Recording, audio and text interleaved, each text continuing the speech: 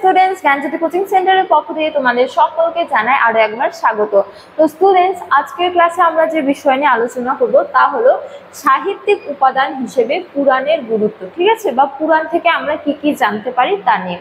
তো আলোচনা শুরু করার পূর্বে তোমাদের বলে রাখি যে তোমরা যারা যারা CBPBU বা কোচবিহার পঞ্চানন বর্মা ইউনিভার্সিটির অন্তর্গত ফার্স্ট সেমিস্টারে রয়েছে, তোমাদের যাদের যাদের মেজর হিস্ট্রি রয়েছে তাদের মেজর পেপার 1-এর একটি গুরুত্বপূর্ণ টপিক নিয়ে আজকে আমরা আলোচনা করব।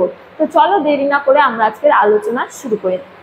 তো বলা হয়েছে পুরাণ, তো সাহিত্যিক উপাদান হিসেবে পুরাণের কিন্তু যথেষ্ট গুরুত্ব রয়েছে। যেমন বলা হয়েছে যে পুরাণ হলো প্রাচীন যুগের এক ধরনের ইতিহাস সাহিত্য, ঠিক আছে। তো পুরাণের মোট সংখ্যা হলো 18টি, অর্থাৎ যে প্রাচীন কালের যে লিখিত উপাদানগুলো আমরা পেয়ে থাকি তার মধ্যে এক অন্যতম হলো পুরাণ, ঠিক আছে। তো পুরাণ থেকেও কিন্তু প্রাচীন ভারতের একাধিক তথ্য জানা যায়। সুতরাং সাহিত্যিক উপাদান হিসেবে বা লিখিত উপাদান হিসেবে পুরাণের গুরুত্ব অপরিসীম। তো মোট 18টি পুরাণ রয়েছে। এই 18টি পুরাণ থেকে আমরা একাধিক তথ্য জানতে পারি, সেগুলো নিয়ে আমরা আলোচনা করব। তো পুরাণের মোট সংখ্যা কটি? 18টি। এর মধ্যে কয়েকটা পুরাণ তোমাদের মনে রাখলেই হবে।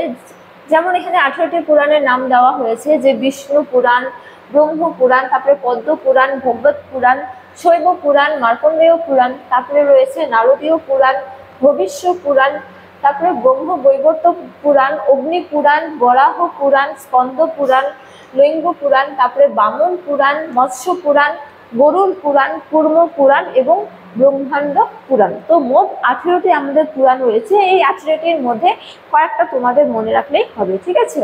তো এই 18টি পুরাণ থেকেও আমরা কিন্তু একাধিক তথ্য জানতে পারি প্রাচীন যুগের, যে তথ্যগুলো আমাদের ইতিহাস রচনা করতে সাহায্য করে।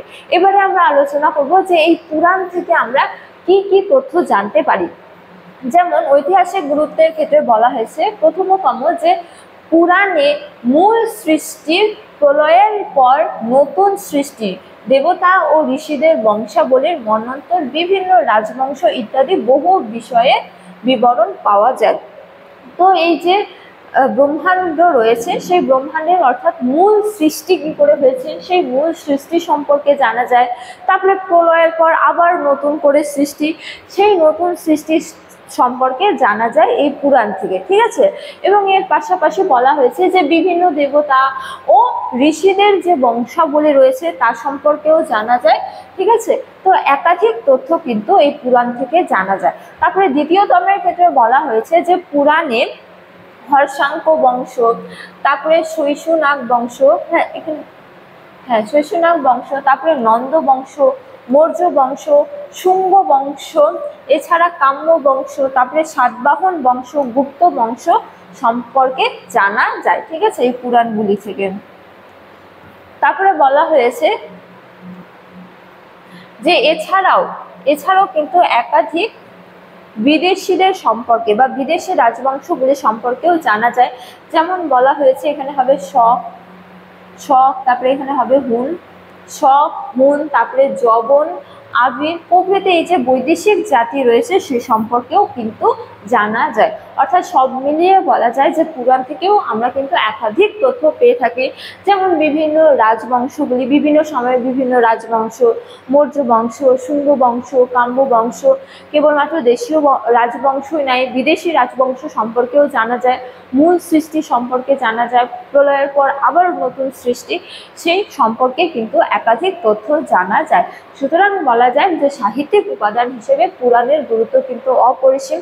তো ইতিহাস রচনা করতে গেলে কিন্তু এই পুরাণের উপর হচ্ছে যে যথেষ্ট গুরুত্ব আরোপ করতে হয়, ঠিক আছে, প্রাচীন যুগের ইতিহাস রচনা করতে গেলে। তো স্টুডেন্টস, এই ছিল আজকে আমার আলোচনার বিষয়। ক্লাসটি শেষ করার পূর্বে তোমাদের একটা গুরুত্বপূর্ণ ইনফরমেশন দিয়ে রাখি যে তোমরা যারা যারা ভাবছো তোমরা এই সেমিস্টারে আমাদের সাথে অনলাইনে যুক্ত হবে, ক্লাস করবে, তোমরা স্ক্রিনে দুটো নাম্বার দেখতে পাচ্ছ। এই দুটো নাম্বার হলো আমাদের জ্ঞানজ্যোতি কোচিং সেন্টারের অফিসিয়াল হেল্পলাইন নাম্বার। তো তোমরা এই দুটো নাম্বারের মধ্যে যে কোনো একটিতে যোগাযোগ করে আমাদের সাথে যুক্ত হতে পারো। এছাড়া তোমাদের কোর্স ফিটা বলে রাখি যে তোমরা যারা যারা ফার্স্ট সেমিস্টারে রয়েছে তোমাদের জন্য যে কোর্স ফিটা রাখা হয়েছে সেটা রাখা হয়েছে কেবলমাত্র 599 রুপিস। তো আজকের ক্লাস এতটাই, তোমাদের সাথে দেখা হবে পরবর্তী ক্লাসে। ততক্ষণ তোমরা সকলেই ভালো থাকো, সুস্থ থাকো। Thank you.